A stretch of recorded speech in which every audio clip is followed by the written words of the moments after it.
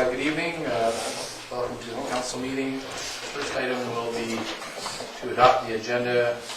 We will not have a delegation or presentation from Matt Delaney's. Mr. Hudson is ill, so but however we will get the report later on the agenda. So with that, all those in favor of adoption?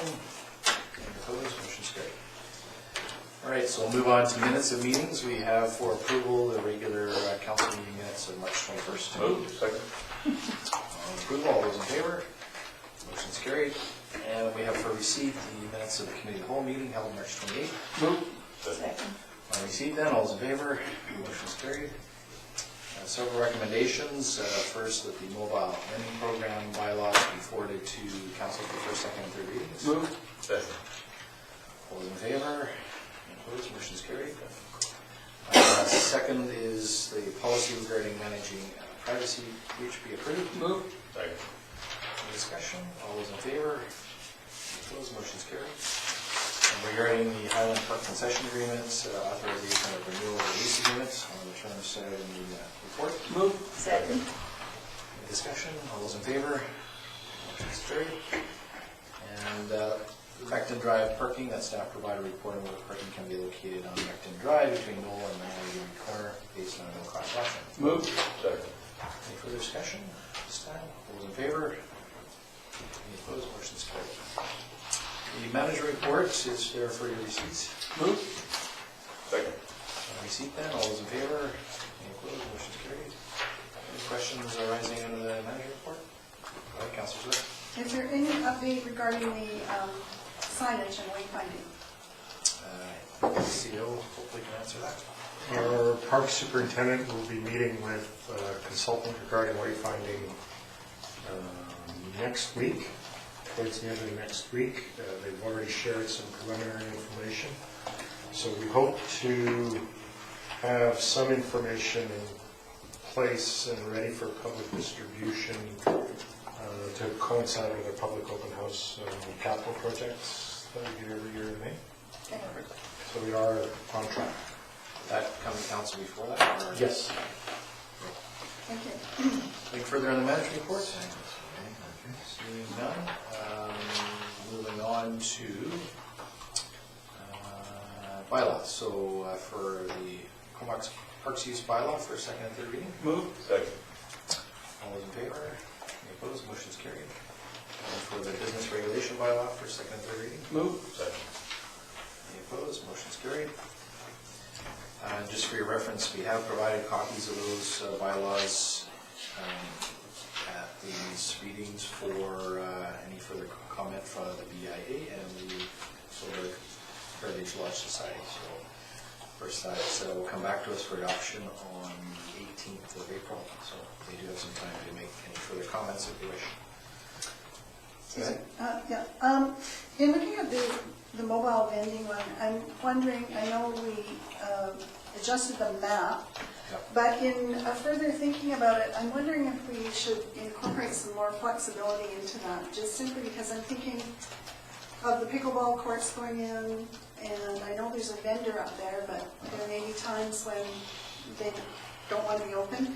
And then I was also thinking there may be times where we want to have something at the rec center park, or the ability to have it. So, Well, again, this is subject to flexibility on a going forward basis. These bylaws could be considered for amendment at any time, should there be demand. I don't think necessarily we'd want to open it up at Highland Park, given that we just have entered into a lease agreement and they would hopefully serve the needs up there. And what other park were you referring to? well, just beside the rec center there, if there was a tournament on the playing field or something, then I want to have a coffee wagon or... Yeah, I think beer gardens and things like that are typically done on a as required basis. So, and typically beer gardens involve things like barbecues and stuff like that. So, Yeah, no, I wasn't thinking of that. I was thinking of a mobile vending. yeah, no, at this point, I suppose that could be considered if there was a demand for it. But typically, if there is a tournament or event there, they do run like a beer garden or other kind of activity like for the Comox Cup hockey. And I don't think a mobile vendor's ever gone up there. Actually, there is, yeah, they have them in the parking lot, Okay, well, a couple of times a year, I'd say. all right, well, you just do it. So it seems to me that you just do it.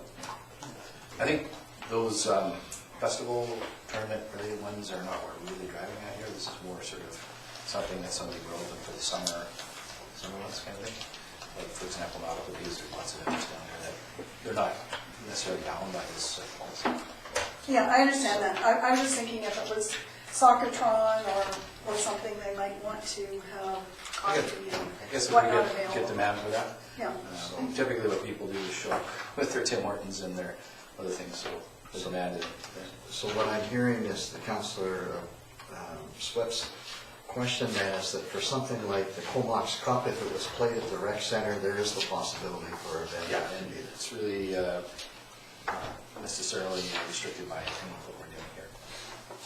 So, yeah, I think that's the answer. As long as you could get one for a special occasion, should have. Yeah.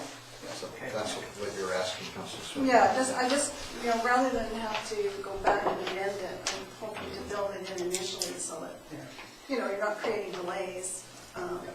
They don't do the Comox Cup up there. Anyway, side note. They do have a vendor, I've seen when they have that Home show. home show. Yeah, yeah. And they have vendors outside. I get hot dogs from time to time over there. Yeah, and again, those things are very cool. Yeah. But if they did build an outdoor basketball court up by the rec center, it could be used for the Comox Cup. There you go. All right. Anything further on that, we will Moving consider right along. adoption of those bylaws in 2 weeks' time, so if there's other things that come up through the BIA or Philbert or anybody else has comments on it, we can certainly look at that. All right, so under new business, did we move both those bylaws? Yes. Okay. Yeah, I'm voting on those. Okay, so under new business, we have an open motion, so Councillor Arnott, I'll let you speak to that. Yes, thanks. As I had indicated earlier, that I did go to the air quality discussion that they had over at Philbert, and there were some interesting stats, concerns there, and I do believe Comox has taken steps to alleviate some of the air quality issues in town. I think we're probably one of the first ones who banned backyard burning and stuff years ago, and we've taken steps. And just after going there and thinking about it, I thought that maybe it was worth having staff dig into it, and maybe there's some ideas that could come up, staff come up with to help us do our part to improve the air quality. Everybody can pitch in, and I don't know what the answers are. I just be interested to see if there's anything out there that we could do. Being mindful that the time of the year, I don't expect to put pressure on the staff to return this back to us in 2 weeks or a month, but maybe as summer goes along, we could have something from them. Okay. And that is if the rest of the councilors agree that we should look into doing something to look into a potential issue. All right. So your motion is that staff prepare a report for potential recommendations that would improve town of Comox air quality with respect to wood burning. Yes. Seconder for that? Second. Any further discussion on that? Seeing none, all those in favor? Motion's carried. And staff, those timeframes for you guys? Sometime later this summer? Whenever's a good time frame. Sometime Well, before next before week. we get to the next burning season, yeah. Fair enough. Thank you. All right, so under new business then as well, we have a planning report from the planning department regarding the Northeast Comox Stormwater Management Plan, Development Phase 3 report. Hopefully everyone's had a chance to go through it. In terms of the report from staff, we're looking for receipt of their report plus the Jim Dumont report, and then also the McLean report, all to be So received. would you like them all at the same time, or? I don't see why we couldn't. I'll move all three. I'll second that. So on receipt of all those in favor? Motion's carried.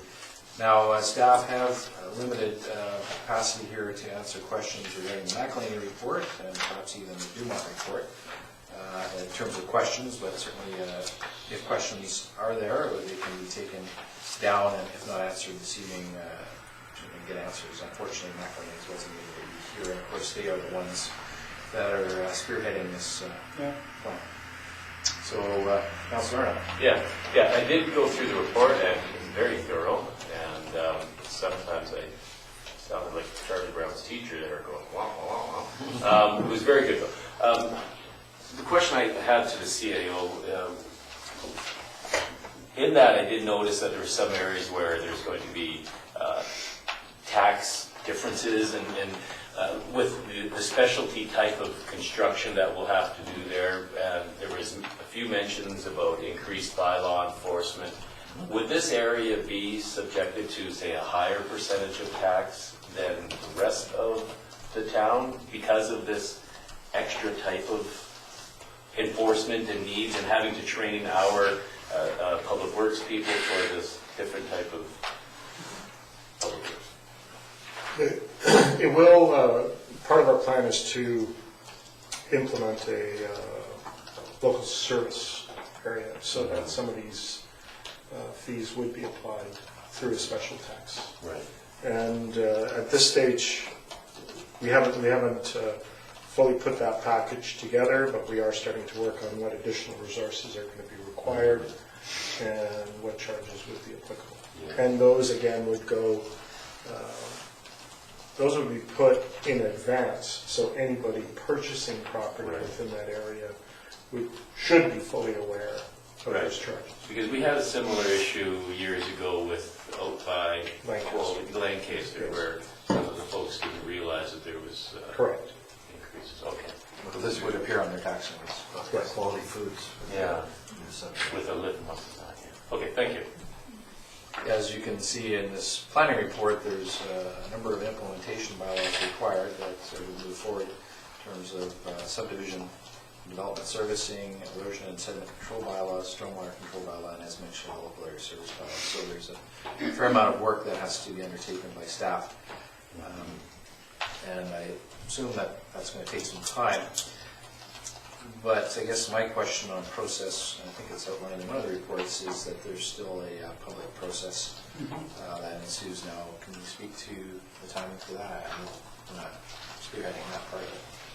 I'm not sure if that's been arranged yet, Marvin, or any plans. No, it hasn't been arranged yet, but I would anticipate that will take about a 2-month period. So 2 months from this time from now. From now, for holding the stakeholder meeting, holding a public meeting, and then inclusion of those in the phase 3 report and final phase 3 report submission to council. So ideally, we'd have something back here in, say, mid-June.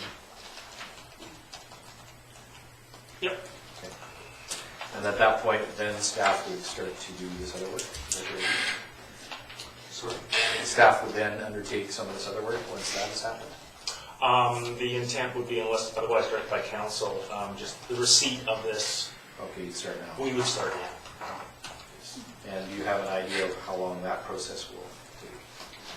That would take, originally we targeted receipt of this by last month, by the end of February, and at that time we had our schedule with the bylaws coming back to council around September. So I would still say September, October.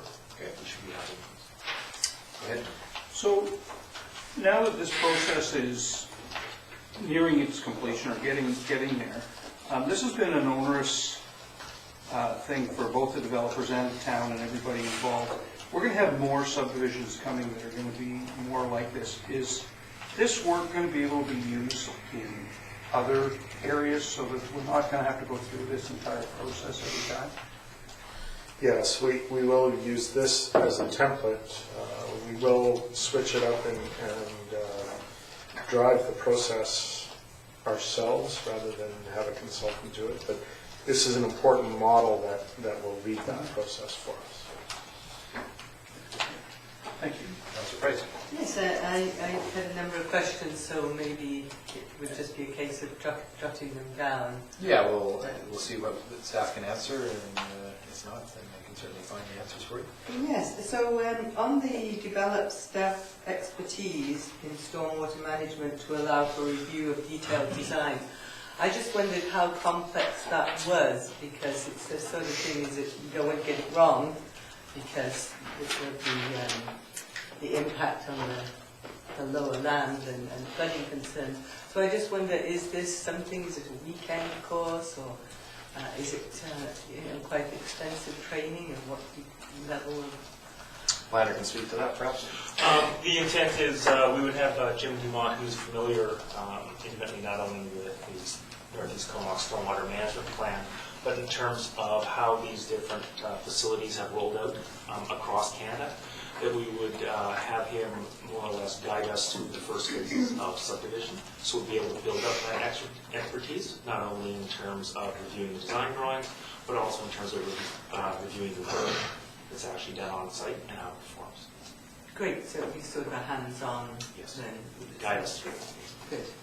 And this is probably a difficult question too. I just wondered if there was any idea of how much of the existing forest was proposed to be kept, or was it zero? Or, I'm sure in the design stage that will emerge. And it does mention that it may not be considered as part of the best management practice, keeping the forest. So I just wondered if there was any idea of, because a lot of that area is heavily forested, and how much that could be used to... Under the Stormwater Management Plan, there would be no requirement for retention of existing vegetation. So they're likely to be none. There's likely to be some, but whether or not it would be of any significance, for them to have included that in their BMP, they would have had to address what vegetation would have to be retained in terms of area and the actual nature of the vegetation itself, and that was not done as part of the stormwater management. And is it possible within these practices to at least keep the roadside strip of trees that has been the practice along the road in the past, to keep that corridor of trees? I guess a previous council long ago, I don't know if they had a policy to do that, whether there's anything on the book, or would this, using these best management practices, not make that possible? There would be, should be no or very minimal impact on other council policies, such as the 12-meter buffer strip along Pritchard Road, buffering of agricultural land, general landscaping in terms of form and character guidelines, or street trees. Those would all still continue. Great, thank you. And I understand there's one or two springs throughout the property. So you probably don't know the answer. I don't know if they came across them and how they would deal with, those wetter areas. The spring of consequence is Hilton Springs, which is just outside of our boundary at the end of Cambridge Road.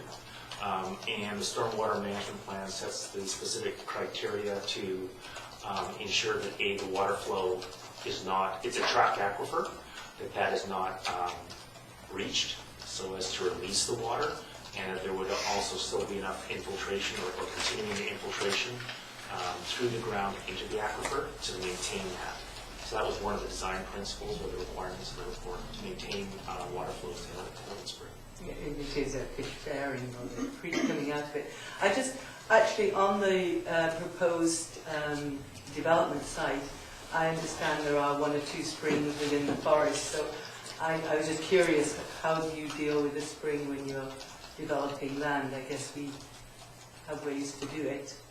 So you probably don't know that answer. I'm sure they've plotted them. I'm not aware of any springs of consequence, other than, there may be areas that are wet, or that have some surface flows, but I'm not aware of that. The main springs in that area would all be underneath an aquifer, would be part of an aquifer, so there'd be a trapping layer of sediment and soil that's keeping that aquifer under pressure and intact. And there is no intent to reach that layer. There are, I wouldn't call them springs, they're on the escarpment. So along the east boundary of the subject area, so that's from Cambridge Road, the east boundary of Cambridge, further north, we have a slope. Those are Typically what that is it's interflow. In other words, it's surface, it's groundwater that hasn't reached into an aquifer, so it's going in that top soil. Okay. And then what happens is as the, especially as the winter rains hit and you get the water table rising, you get that greater ground saturation, you're seeing a breakout there on that slope. So that's But probably... that wouldn't be what is typically called a spring, as in coming from an aquifer itself. It's just part of the surface water flows that then just break out because of the bank itself. And my last question is liability. Do we all would share liability if there was flooding that could be shown to be part of something not functioning within this plan? Are you talking about liability for flooding downstream? Yes. So the downslope lands, this entire project has been designed such that the water, our system, we take liability for any water that leaves our system. Our system leaves to the east in terms of the Knight Road ditch. So under this plan, all connections, infiltrations, the detention ponds have to ultimately connect into that ditch. And it's been designed such that the water flow coming out of that ditch will not increase flooding. There will still be flooding downstream because there's naturally occurring or existing flooding, but we will be able to show through monitoring and through the design, engineering design work that we have not increased the amount of any water that's doing flood damage. That was the whole.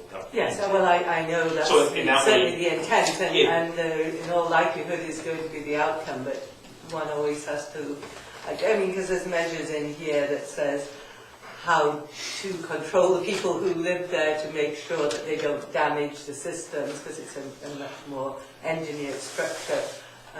You know, like don't drive compressed soils in these areas. So just, you know, Murphy's Law, things can go wrong. And I'm just curious that if there was a problem, would it be the engineers who would be considered liable because they produced the plan with the expectation there'll be no problem? The engineers are certifying the plan that will not increase flooding downstream, so they would have a liability exposure.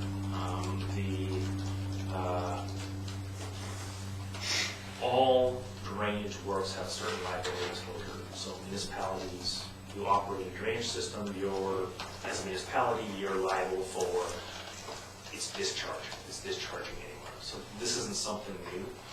What's very unique about this process is, it looked at the downstream capacities in terms of fish, agricultural land, and flooding, built them into the design works themselves.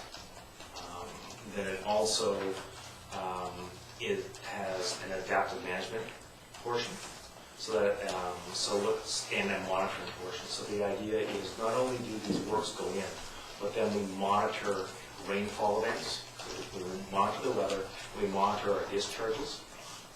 We're then able to take a look at that and run that against the engineering model. So it's essentially what the actual results are, against versus the model results.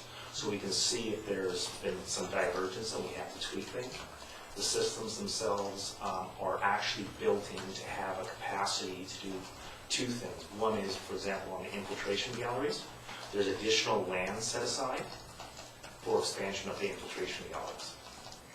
The other thing is those infiltration galleries are designed such that we can easily expand them, i.e. you don't have to dig up a complete infiltration gallery to add to it. We can also readily cut back the area of the infiltration gallery that is working. So in other words, if there's too much water going to the ground, we can adjust it. We also have the ability to allow for adjustments in terms of future development, because our liability really comes from not the individual parcels, it's the cumulative discharge on Knight Road. So it's got in some very unique, very progressive mechanisms, not only in terms of design, the actual monitoring and the adjustment. But yes, it does mean that things like parcel coverage, maximum parcel coverage, erosion and sediment control bylaws. They will have a potential, enforcement of that will be key to, in terms of limiting our liability, because they're key to ensuring the systems will function as designed. Great, thank you. It's just that it is such a sensitive area and already an issue, so it will be under a microscope, I'm sure, with the work that's being done already down on the Twin Clovers. I wouldn't doubt that. Again, I think that the big difference here is that this marks a radical departure from anything else that's been done typically in the valley. And I would also venture to say sort of nationally, or at least in the province as well. And that's why the water bucket, BC government's water conservation and water stormwater management sort of initiative is very interested in this project. Great. When we were in Edmonton at FCM, we actually saw they were using the infiltration galleries in a major highway development. So, yeah, and it's obviously being used successfully out there. So, yeah, great. Thank you. Go ahead, Councillor Morgan. Just a quick question, please, Marvin. DND and Area B, of course, are equally involved with the concerns that we have down the Lazo Marsh, etc. Do you know what effort they're making in order to mitigate all of the problems? DND has adopted quite a bit of the same methodology and analysis, and that's what's has gone into the works on the airport in the last year. There was the large construction works in terms of detention ponds and their facilities. So they're following the same general approach in terms of managing the stormwater and analyzing it. The regional district, they've commissioned a report from McElhaney in terms of possible stormwater improvements in electoral area B, because they were looking at, we have a board resolution to look at establishing a storm water management function. I am not aware that that's come back up to the board, if there's any actions on that. Okay. Thanks, Marvin. Councillor Swift. Thank you. My question is around the detention ponds, and I'm just curious, do all 3 detention ponds have to be created before there can be any development, or can they be phased in, or, and if so, what determines that? It's designed such that there's a certain area that you need, total area for full build-out for detention ponds, and it can be in a combination of those areas, so it doesn't necessarily have to be in all 3. And that once a pond goes in, that it has one allowance for expansion. So in other words, you can phase the construction, phase it once. So that gives us some flexibility in terms of negotiating with property owners, so that we're not tied to one specific property, we're not tied to one specific capital expenditure. The big thing that's going to be a real sticking point is you have the initial land acquisition for any of the ponds. And that means you have to get all of it, so otherwise it doesn't make sense to construct a partial pond on there if you can't. Okay, thank you. Any other questions? All right, so all these reports have been received, and if there's other questions that you think of, pass them on to staff. We'll come back to council once McElhaney's has done their further consultation with the public and stakeholders. It's interesting to note that 6 years ago, the council today approved the terms of reference for this plan, and here we are getting close to the end. Hopefully in the next 2 months, we'll see the final version of the Phase 3 report, and then staff will obviously be starting already on the bylaws, so hopefully in the next 6 months or so, the rest of it can be completed. And a lot of time and effort's gone into this, and there's been a lot of frustration with the process. I think as Councillor Price has pointed out, there's lots of moving pieces in this puzzle as it goes forward.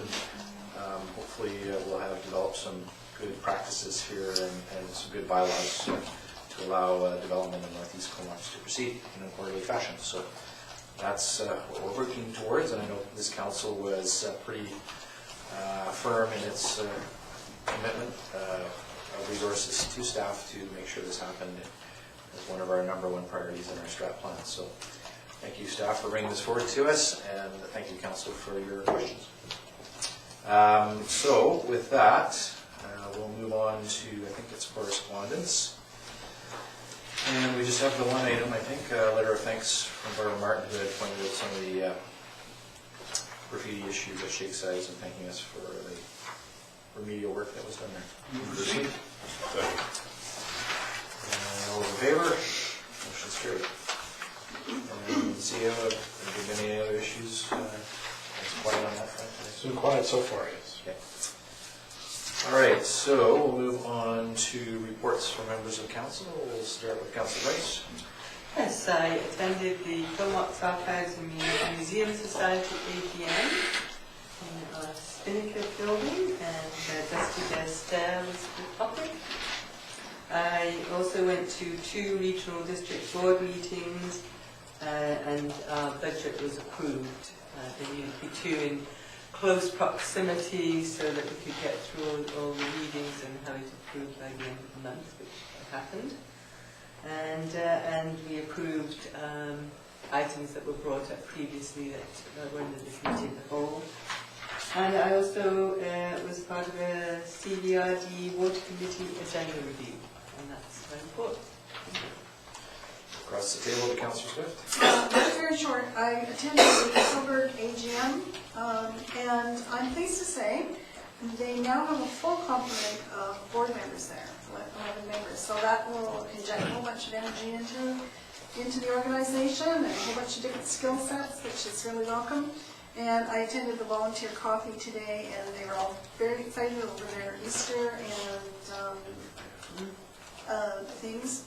Their Easter events, and I attended the fire hall. Yes, thank you. And that was great to see all those kids that had devoted their 3 days to training and so on. So yeah, great commitment. And that's my report. Councillor Arnott. Yes, thank you. I too attended the fire hall event, and yeah, it's a great thing that the firefighters do on their own time for the kids in the community. Attended with my grandkids the Tilburg Easter egg hunt, which is always a good community event, and the Eagle Appreciation Evening. They had 20 years already, the Eagle radio station has been here, so congrats to them, and that's all I've done. Okay. Councillor McKinnon. Yeah, so I'll go backwards. Today was attended the Homeless Coalition meeting. Our town planner was complimented for speaking to the coalition along with other municipal planners in the area last year, and likely will be invited again, so there's some forewarning there that was much appreciated. Monday attended the Comox Rec and Multi-Partners Eggs Extravaganza here at Marina Park, and a great event, and nice to see so many young families there, and lots of positive comments about the marina enhancement projects there from people. Attended the Comox Valley Fire Department, Comox Fire Department Youth Camp guest speaker evening. And just kudos to all involved with that, and particularly our fire department for taking the lead there for our youth. We're very fortunate to have such a proactive fire department. Attended along with Councillor Grant, Mark Grant, and Councillor Swift, the Pearlesque Gallery and Museum AGM. And finally, I did attend as well the Eagle Radio Station anniversary, Client Appreciation Day, and it was nice to see Councillor Arnott there, and we appreciate their coverage of our council as well. That was passed on. That's my report. Excellent, thank you. Councillor Margaret. Thank you. I too attended the Archives and Museum AGM and agreed. The Dusty presentation was very well received. Also, I went to Campbell River to say congratulations to Jeremy Dunn, BC Salmon Farmers Association. He's leading that department, and moving on to Marine Farmers Canada. It was a well-attended event. It was good to be there. Also, I attended the Island Health Public Forum, which was very interesting with all of the comments about our new hospital. And Councillor Anderson. Well, I think Barbara did a good job of telling us what happened at the regional board. 2 meetings, one special one to approve the budget on Thursday, and other than that, it was pretty much the ABC show at the RD, so nothing else to report. Briefly attended the top 20 under 40 executive judging session on the 22nd of March, and the results of that will be announced on April 21st. Excellent candidates from all parts of the island, and particularly from the North Island, which are areas included. And we'd be pleased to be able to report on that once April 21st has occurred. We've got the top 20 out of 110 plus submissions. The Island Coastal Economic Trust Board had its meeting down in Ladysmith in our marina, and they showed some of their plans for their marina developments and many of the same elements that you've seen here. Maybe a bit larger scale there as they work towards remediating a lot of the brownfield stuff that's down there. The fire hall closing session for the firefighter camp. The Island Health Community Leaders Lunch. I was able to ask some questions on behalf of the community in terms of the hospital and the capacity issues. So they're working towards hopefully being able to resolve that, particularly as they move forward with more extended care beds. And